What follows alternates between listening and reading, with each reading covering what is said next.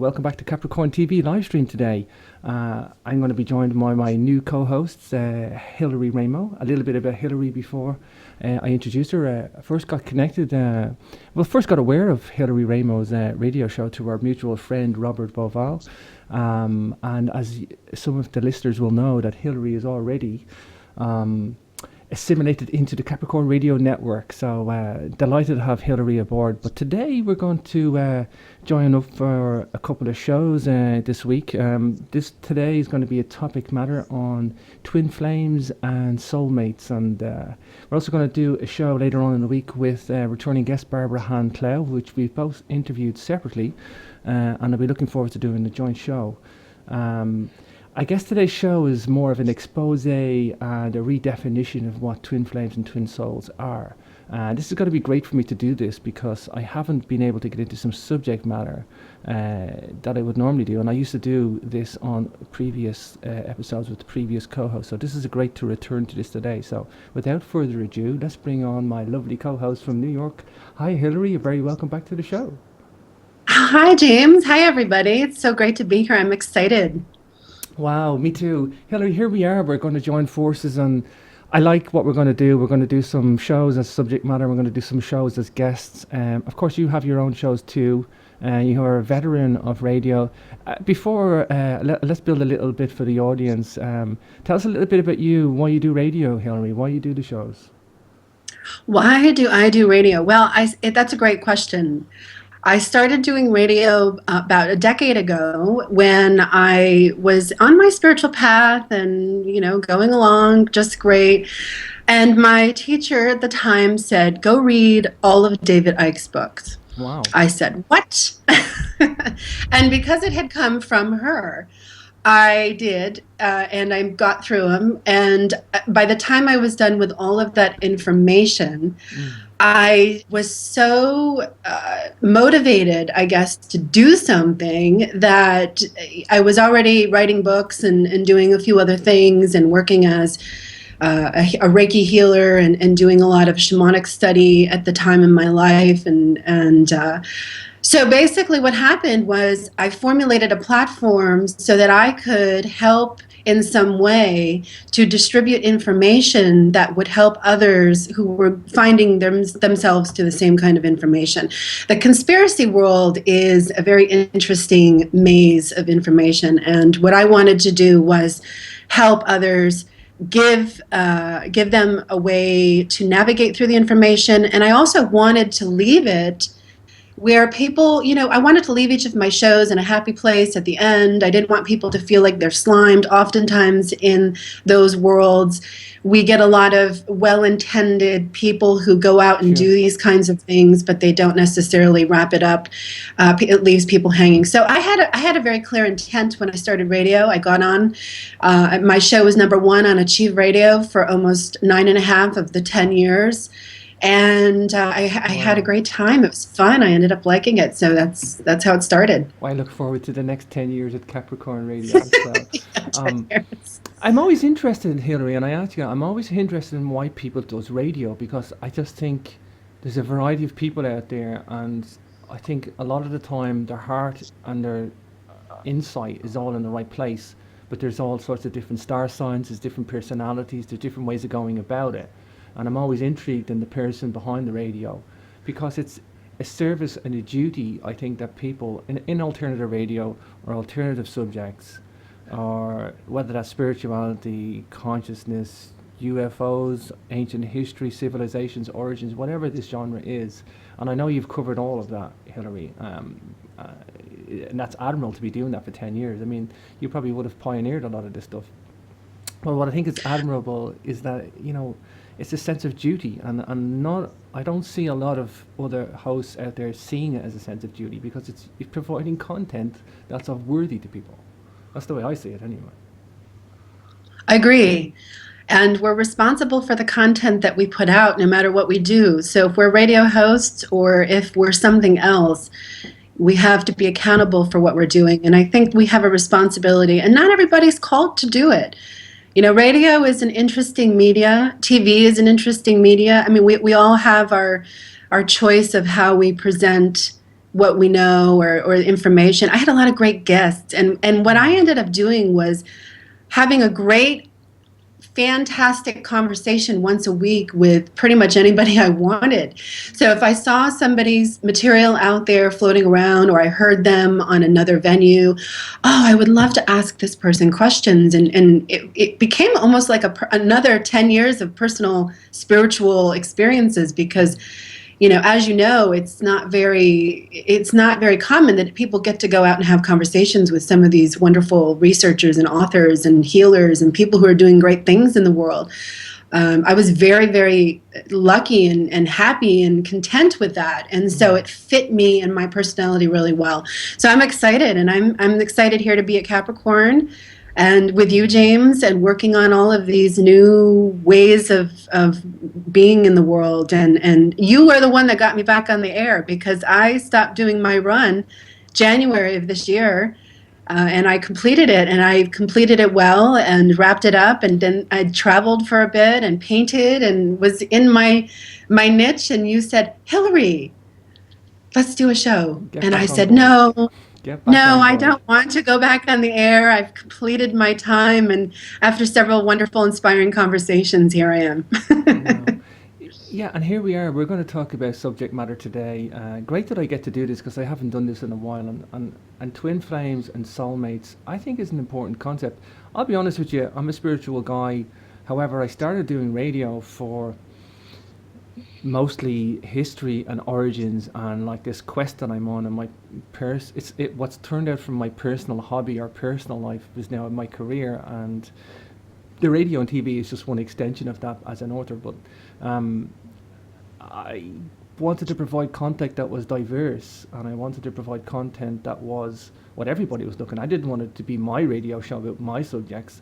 Yes, I have a core body of that in the history and the origins, but I find that the ancients had a philosophy, and they had, this wonderful harmony with nature and spiritual concepts, and mixed with their origins. The whole thing is just one super philosophy to me now. I didn't get that at the start, and that's how I've kind of grown on the radio. So it's been a journey for me too, and that's why I love to do shows on spirituality, consciousness, some on philosophy, because it's an extension of the research that's going on out there of the ancients and where we're at today.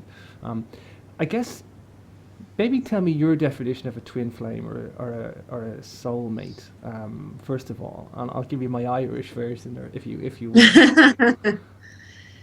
Well, the twin flame subject is a personal one as well as a professional one. I work as an intuitive consultant, and so I work with people on the phone mostly, sometimes doing in-person sessions wherever we end up. And myself, I have my own experience with the twin flame energy, and I also have years of working with others who have come to me to discuss the phenomena and the search.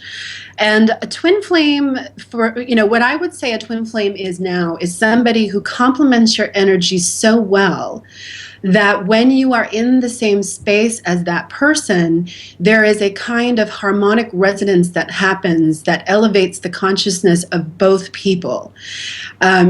The twin flame phenomenon in the New Age industry as it exists now makes it seem, and I'm guilty of writing about this myself too, because I have processed my feelings through the twin flame phenomena through poetry on my blog, The Yin Factor, story form type things, and it's traditionally seen in the context of being, we have one person out there, one person out there who matches us so identically that we're considered like a twin.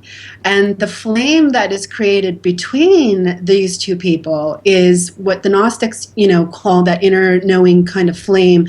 It becomes like a bonfire, if you will. So we have this theory that twin flames come together. It's this one person out there someplace that is the only one that can contribute to this phenomena. And, when it's happening to people, it does feel like this is in fact true. I can vouch for that myself. However, in our pre-show discussions, you had said something very interesting to me that kind of clicked all of this with me as we were preparing for the show. Hmm. You know, if you only have one person out there, and let's say you find that person and the relationship dissolves over a period of time, what do you do with the rest of your life? Do you just wander around aimlessly because that one twin flame person who is the only one, the one, is gone now? No. So I'd like to talk about the concept as I'd like to redefine it. I think the whole New Age industry has it wrong. I think it can trap people. It can keep people very stuck in the endless search. I think it will devalue certain relationships that you get into, because if you make up your mind saying, oh, well, you're not my twin flame, you're not the one, I'm going to move on, you may have had an opportunity there to create that. And I call it a level of consciousness. It's quantum consciousness. I believe that we as human beings are evolving towards quantum consciousness. And as we practice this level of high resonancy, high relating, getting into this space with another person that allows the mind to be illuminated and turned on, we practice this inevitable evolution of humanity that we're headed to. So I think we're kind of in that place. So that the concept of a twin flame really traditionally is seen as this. I'd like to see it transformed into a different definition personally. I guess, you know, that's where I would start. Yeah. Wow. For me, I don't know. I look at it as the Mr. Scientist sometimes. I think that, you know, when people meet, I think they have a set of intentions and a set of energy. I think that and it's not just when we shared some hobbies together and we kind of like doing the same things. And it's like, yeah, there's all that too, but it's like very specific, intricate things, synchronicities, if you will, but just all of that plus the energy feels right to an extremely high level. And that's what I would maybe classify it. And I think there's a list of conditions there that are all so random and specific that all kind of tune in. And I just don't think I think there's maybe a handful of possible twin flames or flames that you can twin with. It would probably be a better way to explain it. And that's kind of like an Irish thing.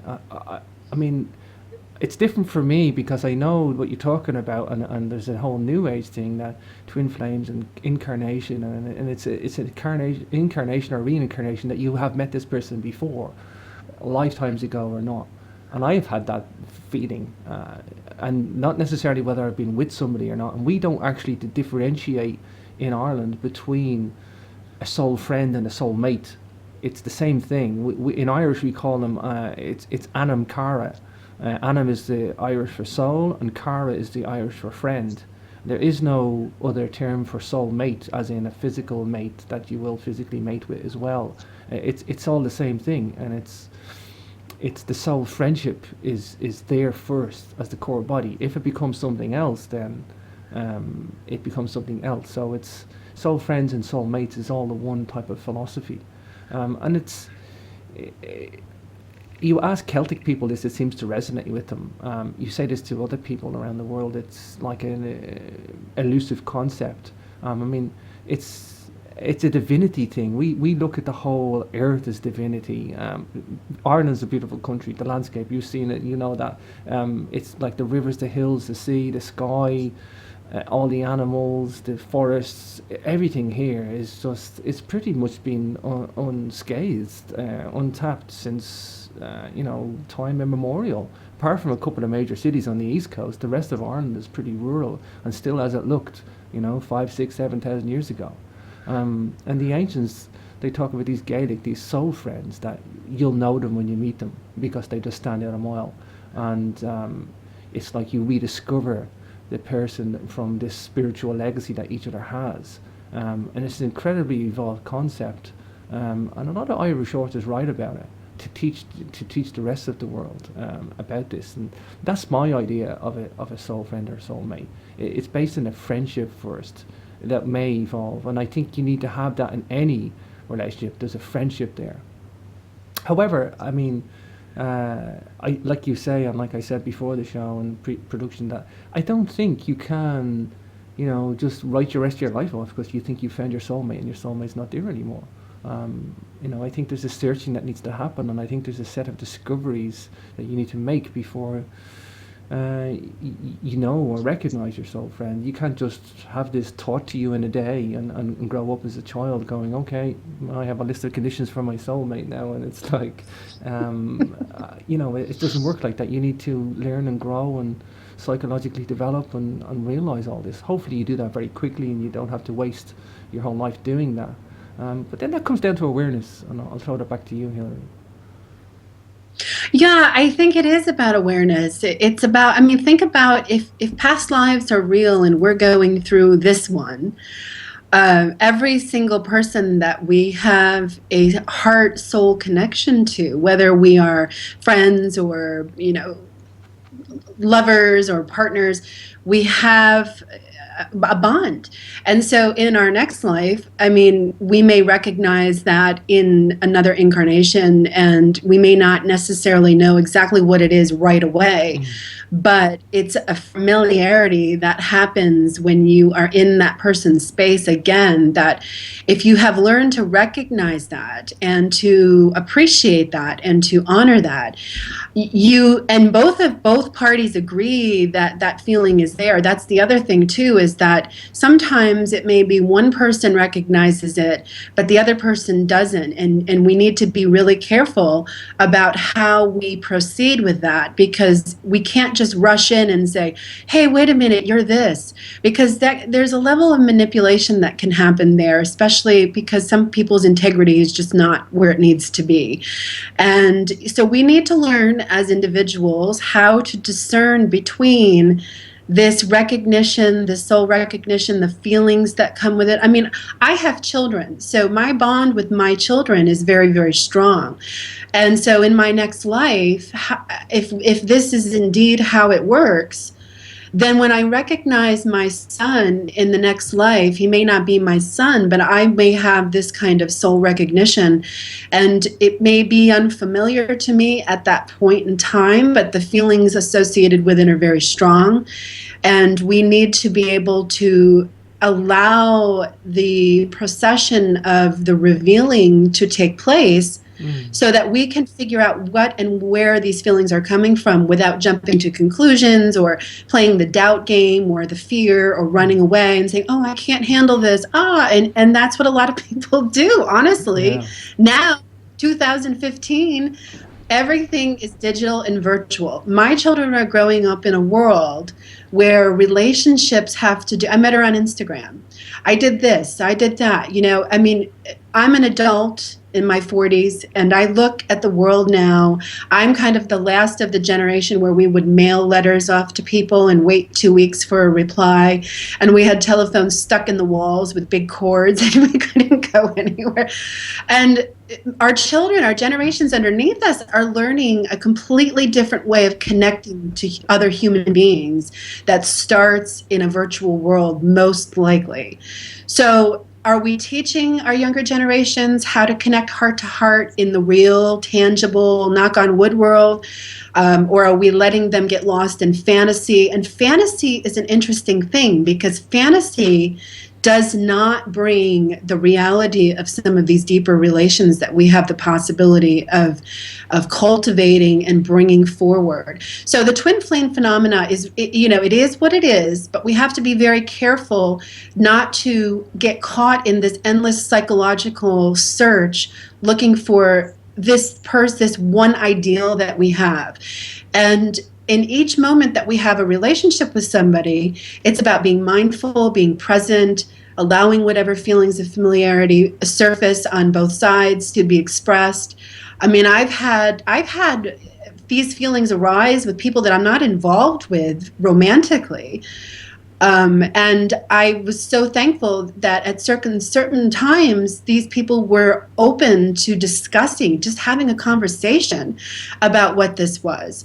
And in that, there was some revealing. And I think that's really what is key here. It's like, if you feel like you have a soul connection to somebody, sit down and tell the person. I mean, be very honest. We are becoming a telepathic type species. I really believe that in the future, centuries down the road, we will have developed not only technology that will help us along those lines, but our consciousness will have evolved to the degree where we can do that.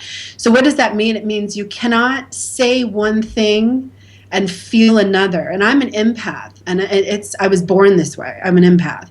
And for me, feeling people's emotions comes completely natural, but it comes in like tsunami waves sometimes. And I can always tell when somebody is not telling me their truth. They're giving me something on the surface that's not what's brewing inside. So when people come together and they have these relationships and they have these feelings, it's okay. And we need permission to be okay with it, I think, because so many times we're meeting others in kind of a defense mode, or we have our boundaries are up and we don't want anybody to figure us out or get inside of us. And sometimes that's appropriate, but other times, if there's something going on, I mean, how do you know you're not missing some great key or some great moment or piece of life that that person might hold for you, based on this kind of, I don't know, mental attitude where you have to keep yourself separated from everybody and protect yourself all the time. And I hear that a lot. You know, I'm psychic and I can't be around a lot of people. Well, you have to learn how to do that, because otherwise you're doing yourself a disservice and you're missing out on these beautiful opportunities to move through life in your complete being instead of just what you think your five senses tell you. Wow. I guess I'm on the opposite end of the scale. I can't hold myself. I just tell everybody how I feel and what I think, and it's like, that's me, and it's like my heart is on my sleeve. So I don't know. It's like, it's an alien concept, but I know what you're talking about. There are people out there that have this firewall up, and even if they could deal with their own emotions or their own mentalism, and not in a negative way. I mean, sometimes people just get overwhelmed with the intensity of something, whether that's negative or good or whatever, and they're not very extroverted or, I understand that. I get that. There are people out there. It's like it takes all sorts to make a world. So it might not be a negative thing, but yeah, I mean, being able to express yourself at the right moment, at the right time, because you never know what's going to come back as a result. Somebody else might express back, and you never know. That person might just share their philosophy, and it might be the very exact same as yours. And I think that's the important thing. I think it comes back to philosophy and not a practical thing. Yes, there is some sort of a practical thing involved in meeting a soulmate or a soul flame. I think there is, but I think there is a philosophy behind it, and we need to go back to the philosophy of it and get away from, okay, well, if I don't meet my soul flame this year, it's like I'm giving up. It's like, because people are like that. I know, and people want to see the goods. Like, that's what the human race are like. Show me the goods, I want to see it. Like, but and it doesn't work like that. You got to take life as it is delivered to you, and if you don't, you're just not working with what you got. And I think, and another important point that you made about was the senses. This is the spirituality of the senses. If you weigh up all the senses, like you just explained, and understand that you're setting in tones and intonations out there to the universe as a result, and you express yourself in that way, well, then you are going to meet your soul flame or your soulmate. It's bound to happen at some point. It's just whether you're going to be free at the time or not preoccupied with some other situation or person. Are you going to live in solitude till you find that person? Because a lot of people don't want to wait for the payloads. A lot of people want to sit there, and they're not happy being in solitude. So there's a whole lot of other practical reasons too, Henry. It's just a matter of people have faith to wait the distance, and that's another important thing.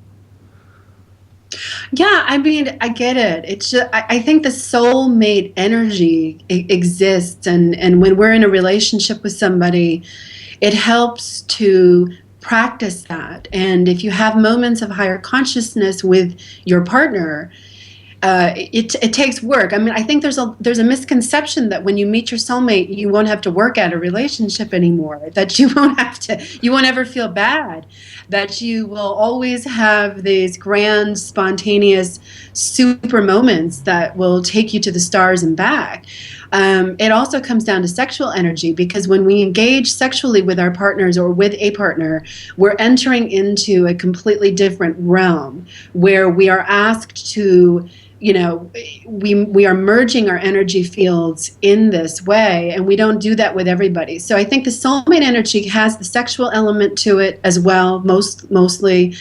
But the soulmate energy, I really believe that when you're in a partnership with somebody and you practice this type of communing, this type of mutual respect, the reciprocal give and take, the spontaneous combustion stuff, but you also have to go grocery shopping, pay the bills, pay the mortgage. I mean, there's practical elements to these relationships as well.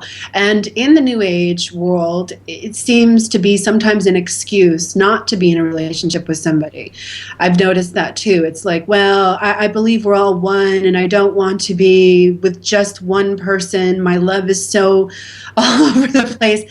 I mean, it's kind of like the old line back in the 80s, when you had these other dynamics going on, or earlier on, that tell you, well, it's kind of like an excuse. Either the commitment level to nurturing the soulmate flame is something that takes a lot of work. It's not something that, I mean, you might have this instant connection, you might get along great, 3 months go by, and all of a sudden, you're not quite enamored anymore with this person, or some things are coming up, or you have to be willing to sit down and do the work.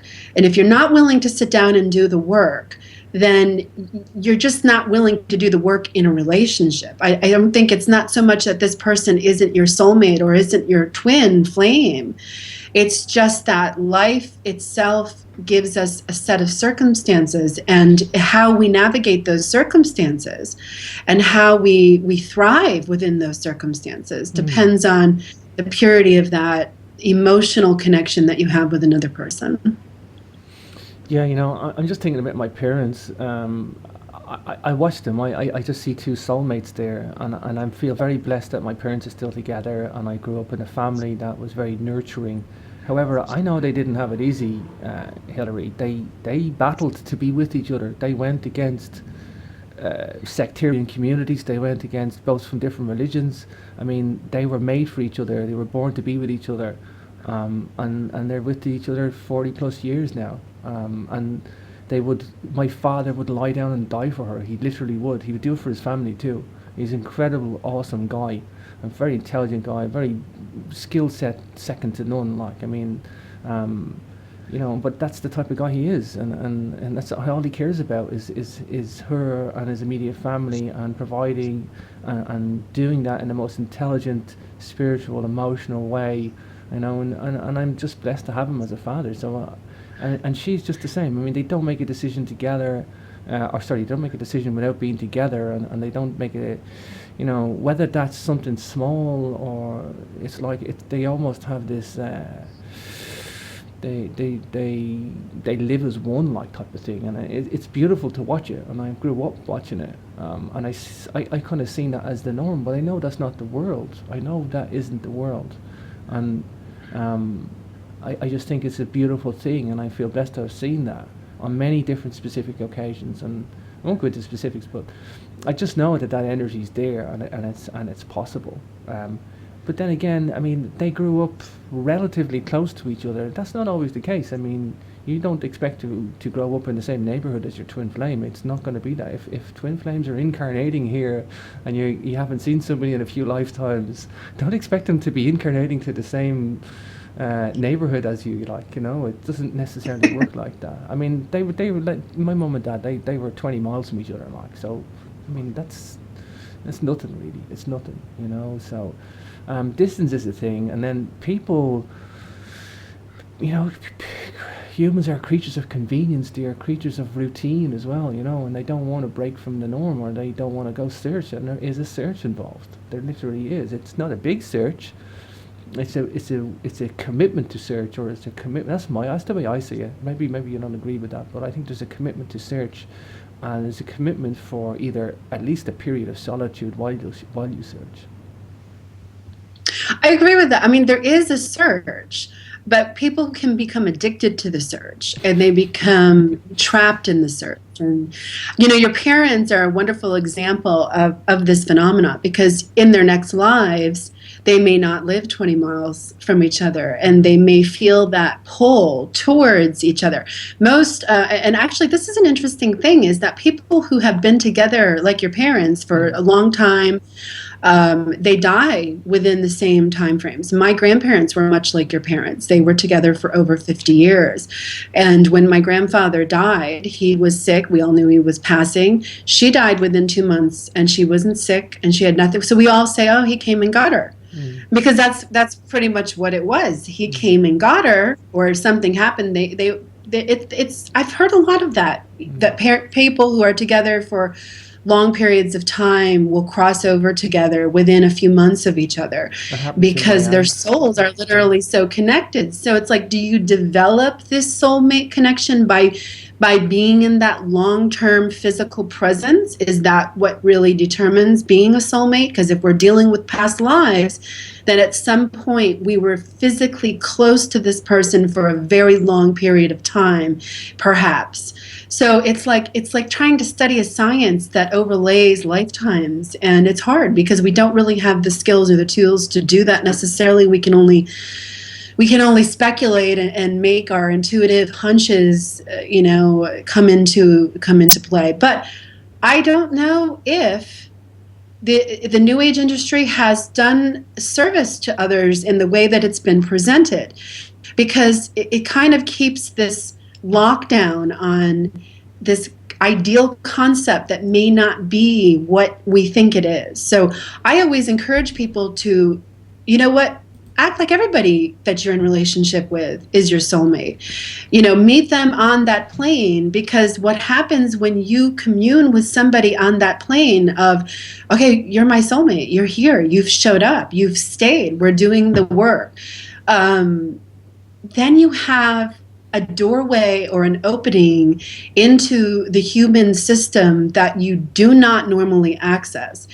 And it can allow a cultivation of different kinds of energy through both of you, psychic experiences, shared dreaming experiences. If you take your soulmate or twin flame to, the ruins in Ireland, and you sit there and meditate together, or you go to the cliffs and you meditate, or here in New York, you go down to the 9/11 memorial together, or you go to the river and stream over here and you meditate together. Wherever you're doing your work, it's amplified. You have an amplification that happens.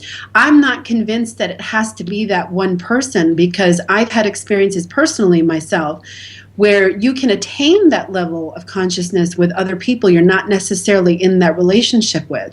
So I think it may be enhanced because of the physical closeness that exists between two people when they're in partnership. And if you cultivate that in a certain way, you have an incredible opportunity to experience things you would not normally experience without that. I think you're right, and I think, like you say, it's the ideology. It's almost like there's a pandemic out there because people are so focused on, what ideology does, like, it doesn't do a lot. It just fixates itself on its own set of beliefs, and there's no practical benefit from it. And I think there's a lot of ideologies out there, and we just need to get away from some of them. I think, again, philosophy doesn't, come back to philosophy. Philosophy has this kind of ever-evolving element to it. So understand the philosophy of it without trying to turn it into an ideology or a set of rules or beliefs. And it's where you hit that dogma. And I think there's a pandemic out there, and I think there's a lot of souls at the moment feeling despair, not just for financial or economic reasons or whatever, but I think there's a pandemic out there in a spiritual sense too. But personally for me, I no problem believing fate and destiny, and I think that's something that people don't like to get into, because it inevitably will come back down to that.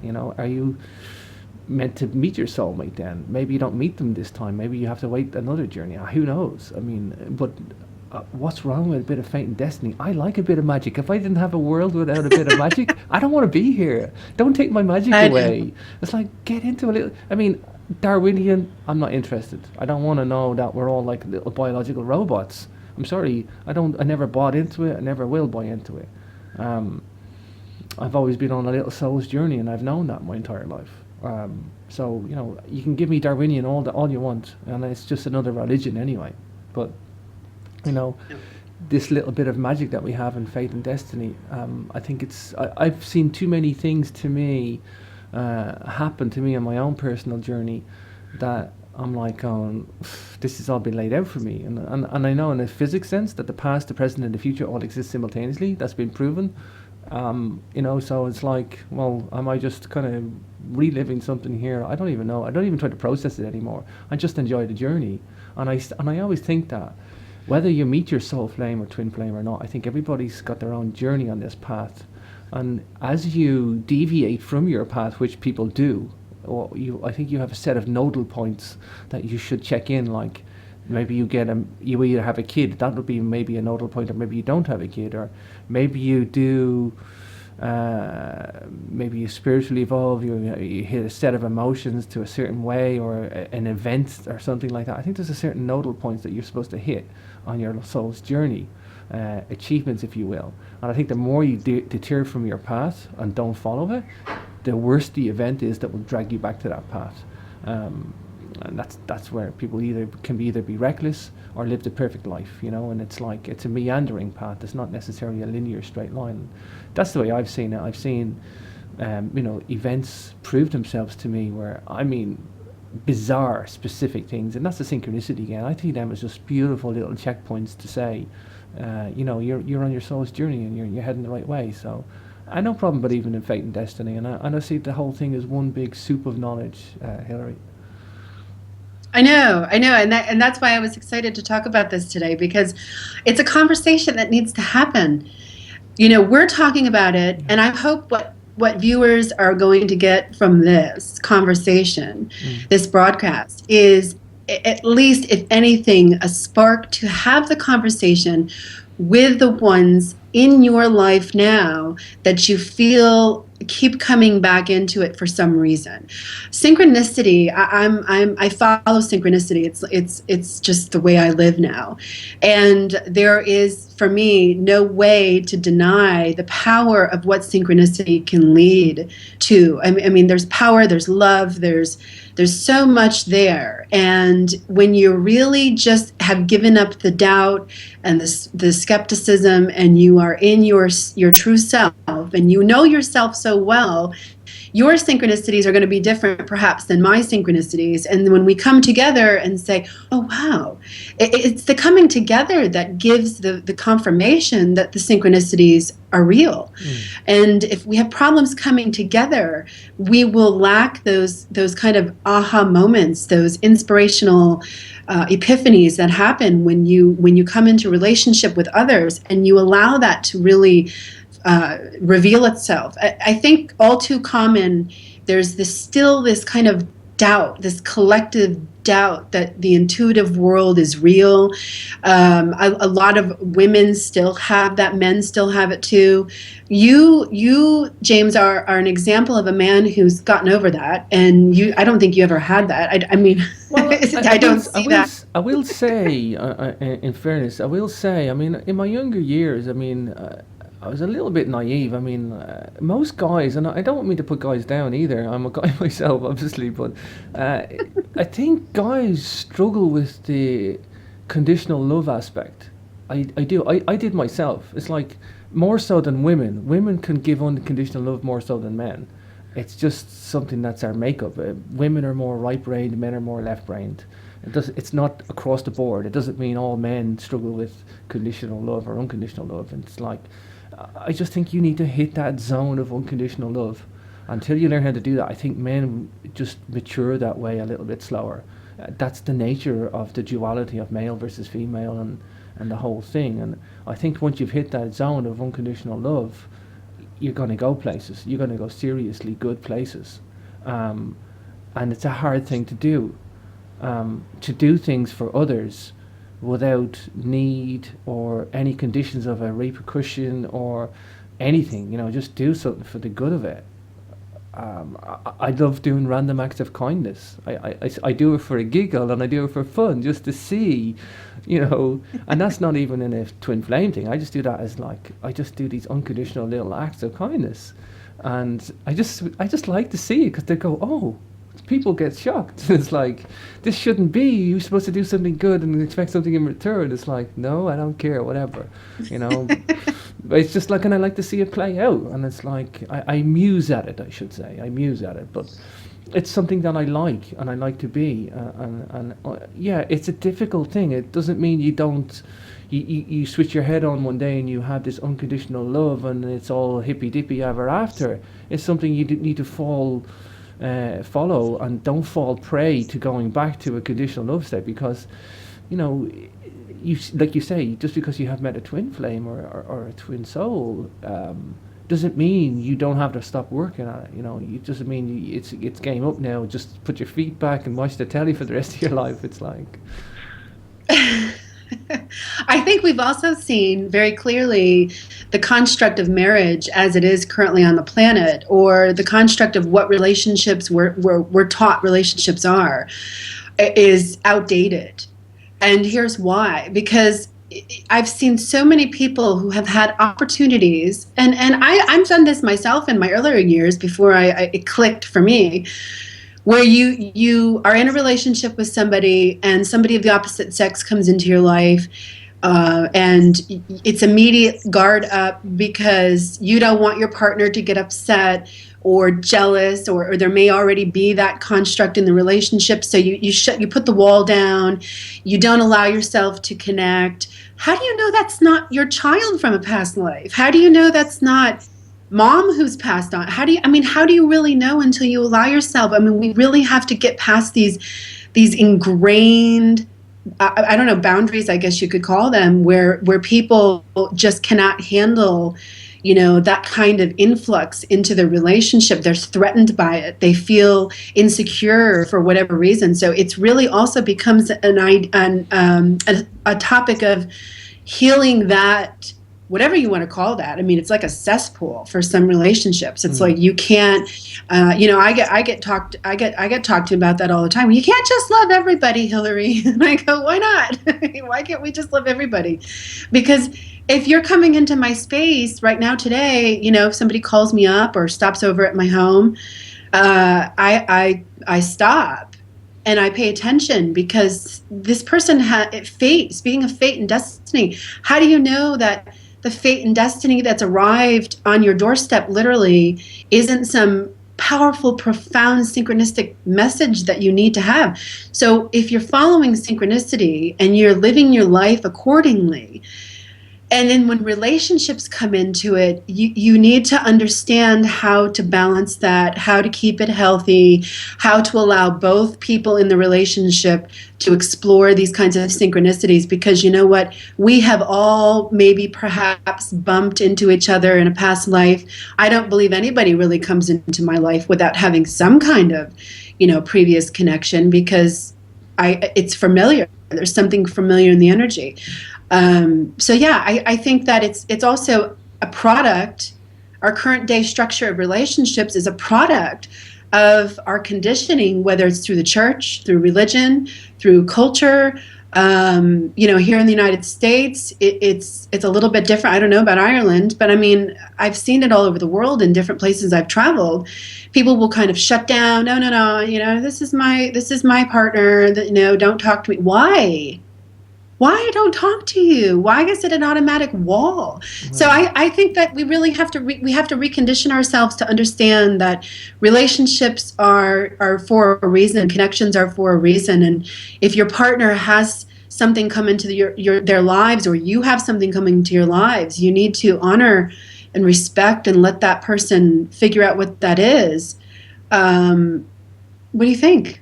Totally. What do you think? I'm with you. I'm with you. I'm going to wrap things up too, because we're at the top of the hour. I just think, you know, in a practical sense, everything has been idolized, and to sum up, I mean, I just think it's a beautiful thing to explore, and it's about looking for the energy in others. Once you start to do that, you might start seeing results. That's all I can say. I know I did, and I seen stuff, and it's like I have a role where I have my academic left brain thing going on, and it's like I follow my career and everything I do, and then I have this right brain way of approaching life, and the two of them run simultaneously side by side. That's just who I am, and I've learned to grow out of the left brain more into the right brain. I started off with a construct. We're in a left brain society. It's a left brain world we're born into these days. It's all academic, it's all logical, it's all technical, it's all industry. That's the way it is, and we're taught not to believe in anything else. I never did, though. I never accepted the present paradigm or system. I seen it as it being imposed on me, and I followed my heart and my soul all the way, and I'm reaping the dividends of it now. I will also say, and I want to touch on this. I know some people don't enter astrology, whatever, but it doesn't even matter if you like astrology or not. I just think that when everybody is born or incarnated into this world, you're incarnated into Aries or a Cancer or a Capricorn or whatever, and you're giving a set of conditions, and it's like you've been handicapped with this vehicle, and you have to learn how to deal with it, and your set of parameters or your insight. It's like you're working backwards. You're trying to, get past all this stuff, and you need to get yourself to a balanced state. And I just think, whatever that vehicle that you're in, you call it Eastern astrology, Western astrology, whatever your set of conditions is. Maybe you don't want to put a label on it, but you need to get over that and get yourself to a balanced state. And humans, how they depend, it depends on your family, who you interact with. And your soul's journey, are you going to get to that balanced state? And I don't think a lot of people do, Hilary. I think there's about 90% of the world, 80% of the world out there in an unbalanced state. They don't suppress their ego, they don't subjugate their ego anyway. You'll never fully beat your ego, but you will subjugate it to a point where it's trivial.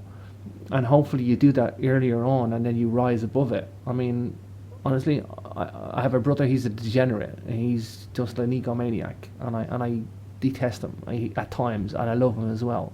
I love him. He's my brother. I'm going to Mexico with him as well.